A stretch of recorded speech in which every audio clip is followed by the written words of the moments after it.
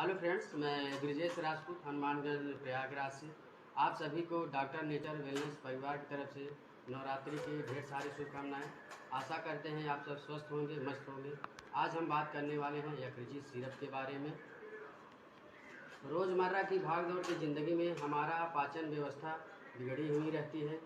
फलस्वरूप लीवर संबंधित बीमारियां आज आम हो गई हैं। डॉक्टर नेचर का यकृत सिरप एक अत्यंत प्रभावकारी लीवर टॉनिक है, जिसमें पुनर्नवा भूमि आंवला जैसी बहुमूल्य विलुप्त प्राय औषधियों के मिश्रण से तैयार किया गया है।